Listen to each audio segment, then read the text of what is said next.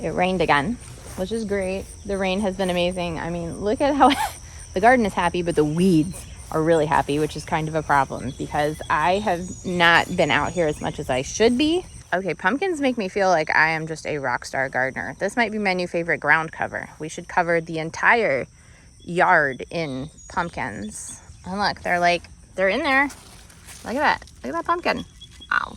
Behold the way I've seamlessly interplanted my beans with weeds. So yes, the garden is out of control. I know that many people are like experiencing no rain, but I would say we have had a good amount of rain. Not a crazy amount of rain, although some of the storms. The wind, this is ridiculous. Good. It looks like there's a tree down. When they blow through, they blow through. I've seen a lot of barns that have been blown down this year, like big, huge barns. We have a lot of tobacco barns. So that's been a little crazy, but all in all, great weather for a garden, but the weeds. Also, this weed mat, I don't know if you can see that, but there are weeds growing underneath it. It does not block the light. Do you see them? That didn't happen with our other weed mat. So our old weed mat, which has been used and abused, that has nothing growing underneath it. That blocks the light. But this new stuff, not the same apparently. So that's kind of a bummer, but you live and you learn. But that really good stuff I think is pretty expensive. So I don't know, we'll figure it out. So why haven't I been out here quite as much as I should be? Well, number one, because it keeps raining. But number two, when I finally got clarity, remember I said, like, I have no clarity. I don't know what I'm supposed to be doing. And then all of a sudden I was like, okay, now I know what I'm supposed to be doing. It's getting rid of stuff so we can move. Since then, it has just been nonstop. Like, so we sold a house, not our house that we live in. As I mentioned before, my husband has been doing construction for a really long time. So we buy broken houses and then give them new life and then sell them. But this house was different. We are going today to do something that is actually very weird. It's very emotional for me. I'm all for it. I think it's a good thing, but I still have a lot of unresolved emotional things going on with it, but it's okay.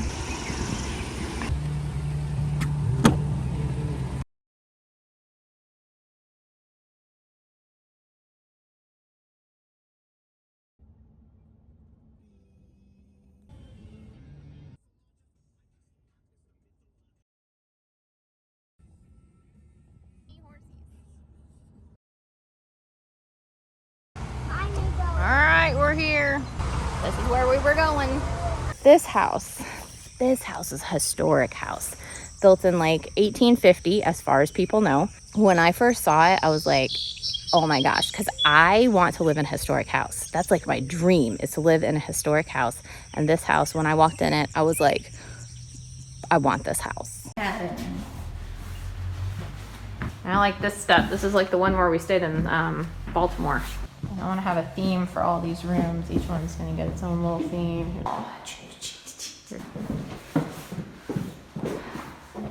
So I spent a lot of time researching this house. I ended up getting together with the president of the historical society of the town that it was in, and we spent hours going through like all these old papers and everything. So it was not digitalized. It was like all these papers, and just trying to find every bit of information about this house. And we did buy the house. And I will say though, just so you know, I still bought it right. This is not the first historic house that I've looked at. We looked at a house that I really, really liked. I don't know.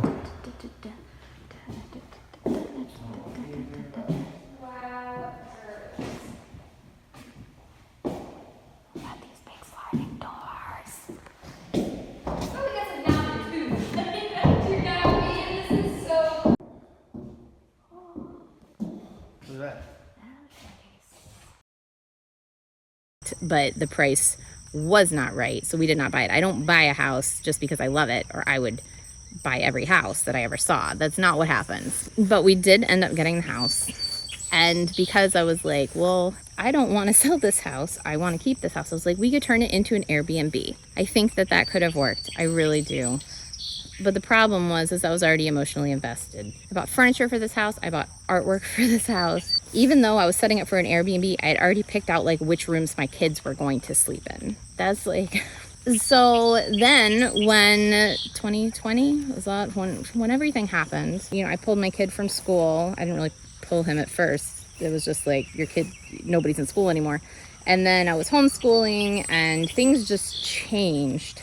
My husband was like, we need to sell this house. Whatever it is that you're thinking we're going to do with this house, I don't think it's going to work. And man, I was like, no, this is my dream. I had my claws in this house. I was not going to give up this house because this was my dream. And honestly, like, it's good to look at your own motivations. I'm pretty sure I did that because I was like, this is my chance. This is my chance to own a historic house. If I let this house go, I will never own a historical house again. This is it. So I was like hell-bent on keeping this house, and it made things very difficult. This is also the house where I had my premonition. This is the room where I had my vision that changed all the stuff. You know what? We're just gonna... That kind of started switching things in my brain. And then I was like, yes, we need to sell this house. This is not the plan. And now that I've gotten the go-ahead to get rid of stuff, man, so we sold that house. Hi, house. And then we started clearing out everything here. So I've been clearing out stuff in our house, in the barn. Help. There's just so much stuff because we've been here for at least 15 years, maybe longer. So like we've accumulated a lot of stuff. Oh my gosh. Clearing it out, I don't know if you've ever tried to clear out stuff, it's a lot. So that's what's been going on. So I have not been tending to the weeds as much as I should. As you can see, it's raining right now on me right now. There's been a lot of rain. I still don't have my rain barrels either. I just have trash cans now set up. I don't even know why. I'm just like, I will catch the rain. So now that I've had some time to kind of step back and see clearly and stop crying about my house, my historical house, what I've come to realize is my plans are not necessarily God's plans, and God's plans are better.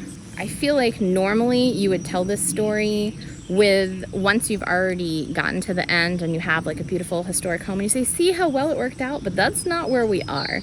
We are in the messy middle. We have now sold the house. We're getting rid of all of our stuff and I have no idea what is coming next. I don't have like and then we bought this beautiful property and the beautiful house and it all worked out. I don't know. I don't know how it's gonna work out, but I do have faith that it will work out. I want to show you my corn though. This corn is so tall. I did not know. Look at all my happy zinnia. Okay, so that's another thing. I put out a stand. I was like, we have so much crookneck squash. Remember that other squash that I was like, please don't be a crookneck. It is also a crookneck. So they're all crookneck. Yay. So I picked a bunch of crookneck squash and I picked some zinnia and I put them out front with a sign that said, free. This is like 700 pounds of squash. Easily 700 pounds of squash. It's so heavy. All right, my first roadside stand. Woohoo! And I was like, everyone's gonna be so excited. Not really. I didn't think anybody would be excited about squash, but maybe the flowers. But what I did not expect. Okay, you do not believe this. We had to make some adjustments because somebody took the black table. They didn't take the squash, just the table. I don't really care because we're getting rid of stuff.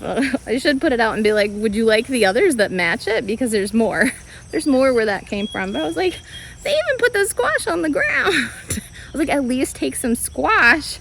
And now I'm thinking we live on a dead end. So it has to be someone on this dead end. I was like, I could hunt them down and find my table and like take it and replace it with like a mound of squash. To be fair, like 3 other people did come and take some squash. I like a good joke, so it was fine.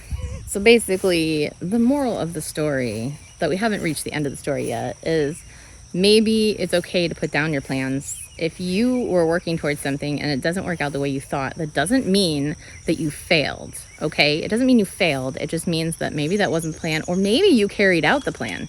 Maybe the plan all along was for us to get this house and to fix it up for this other family. because their dream just got realized. So when we played a part in that, and we all play a part in each other's lives and dreams and stuff like that. So like maybe that was the entire purpose of me getting it and going through all the anguish of then releasing it, was so that this other family could then have that dream. I don't know. Is there a dream that you've had to let go of and then it like crushed you and made you be like, no, my dream has died? But then either you found out that no, it just opened up a better dream, or maybe you're like us, maybe you're in the messy middle and you haven't reached the next part yet, but it's going to be good. I don't know. Let me know. That's really all I have, but we do need to get some coffee because I just need coffee. All right, here you go. I'm gonna get to work, either inside or in the barn or the garage, or the basement or the outside.